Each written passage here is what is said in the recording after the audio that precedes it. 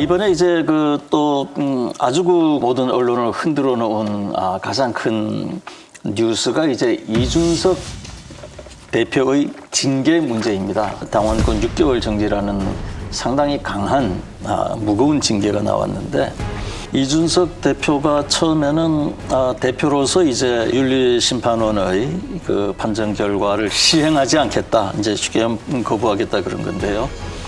이렇게 이제 굉장히 강하게 나왔다가 지금은 약간 좀 가라앉고 SNS를 통해서 이제 본인의 의견을 계속 내고 있는 걸로 보이는데요. 그 윤리적인 문제하고 이거 정치적 효과 문제를 좀 따라 나눠서 좀 생각을 해야 되는데, 일단은 저는 왜 이렇게 서둘렀는지 모르겠거든요.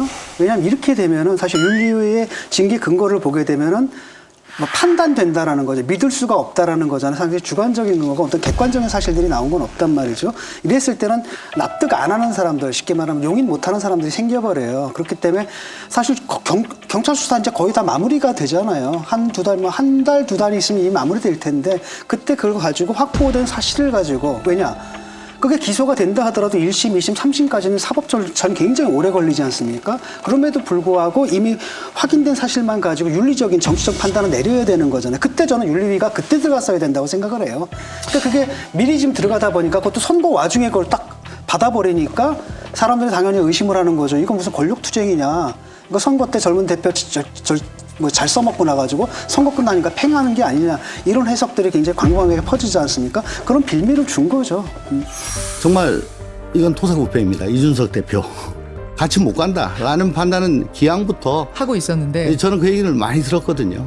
대선 때부터 리스트가 뭐 몇 명 있었죠. 그때 같이 못 갈 사람 한 두세 명 되죠. 예. 두세 명 같이 못 간다. 예, 근데 마침 이제 성접대 의혹은 옳다구나. 옳다구나죠. 저는 근데 이 건의 경우를 소위 이제 일부에서는 청년 정치인들에 대해서 토사구팽했다 또는 뭐 희생양으로 썼다라고 보는 시각은 좀 아니다고 저는 생각합니다. 그건 청년 정치인의 문제와는 본질적으로 다른 문제다. 그리고 또 이준석 그 대표의 개인에 머무르는 문제인데, 이거를 마치 청년 정치인의 어떤 뭐 그런 문제로 비화해서 일반화시키는 거는 좀 지나치다라고 생각됩니다. 아니, 그러니까 저는 그렇게 보진 않아요. 좀 근거가 있는 게 뭐냐면, 사실은 지금 국민의힘의 구성이라는 게, 그러니까 6070의 아주 전통 보수층과 2030의 그 청년 새로운 입당한 사람들이 있지 않습니까? 그들 사이에 이게 화학적 결합이 아니라 기계적 지금 붙어 있던 것들이 거기서 늘 갈등의 소지가 있었거든요. 그래서 그런 차원에서 봐야지 한 사람만의 문제는 아니라고 봅니다. 저는요, 한 사람만의 문제라고 봐요. 한 사람만의 문제라고 봐요. 이준석의 문제다. 왜 그러냐? 사실 전에 이제 제가 정치할 때도 보면은 자진 사퇴하는 경우가 많았어요. 그러면 이제 무슨 문제가 원내대표든 누가 있으면은 당에서 이렇게 중진들이 모여서 이러이러하니 그냥 사퇴한다고 말씀해 주십시오. 그러면 본인이 너무 싫어하면서도 어쩔 수 없이 그런 걸 받아들이는 걸 제가 그 현장도 봤고, 참 저도 가슴 아픈 순간들을 많이 봤습니다.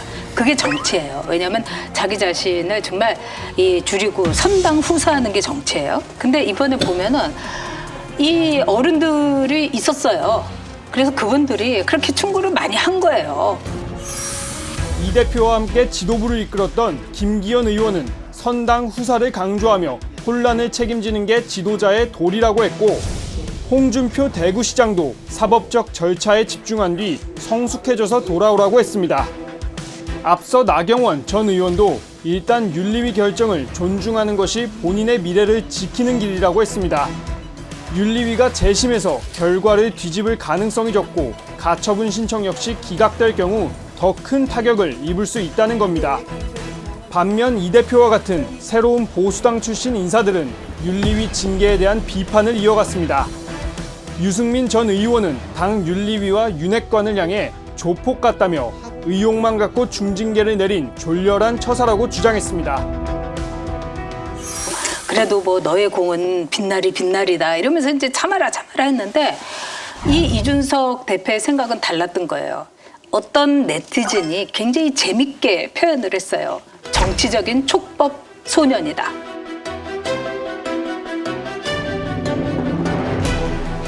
그러니까 나이가 젊은 거, 어린 거 하나 가지고 자기가 그동안에 한 일에 대해서 나는 잘못한 거 하나 없다 이런다는 거예요. 저는 이게 이준석 대표의 정말 자승자박이다. 그리고 모든 것은 이준석으로 시작했고 이준석으로 끝난 거다. 이렇게 봅니다.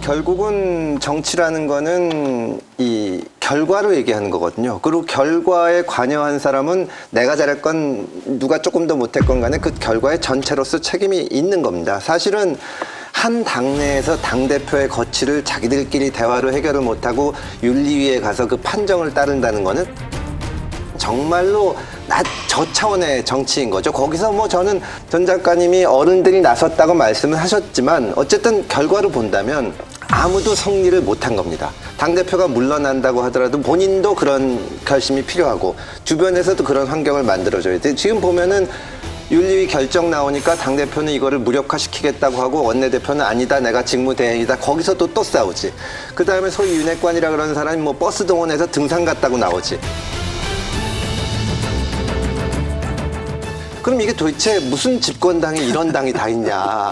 그런 생각, 이게 좋아할 수가 없는 겁니다. 지금 대통령 지지율 많이 떨어져서 이 걱정들도 하고 오늘도 그 주제가 많이 돼 있는데 국민의힘 지지율은 지금 민주당보다는 이 오차범위 밖으로 높았거든요.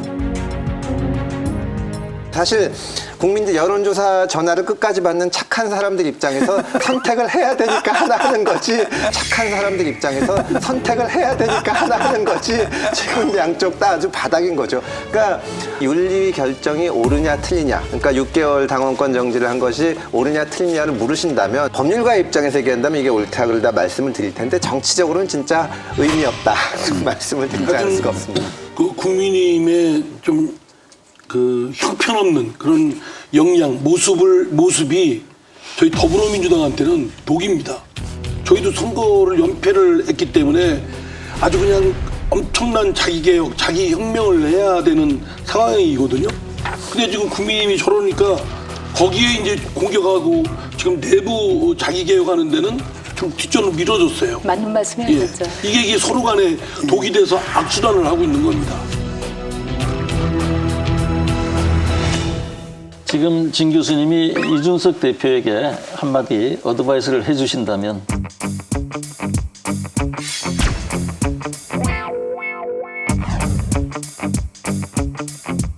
뭐 내 말은 원래 안 들어요.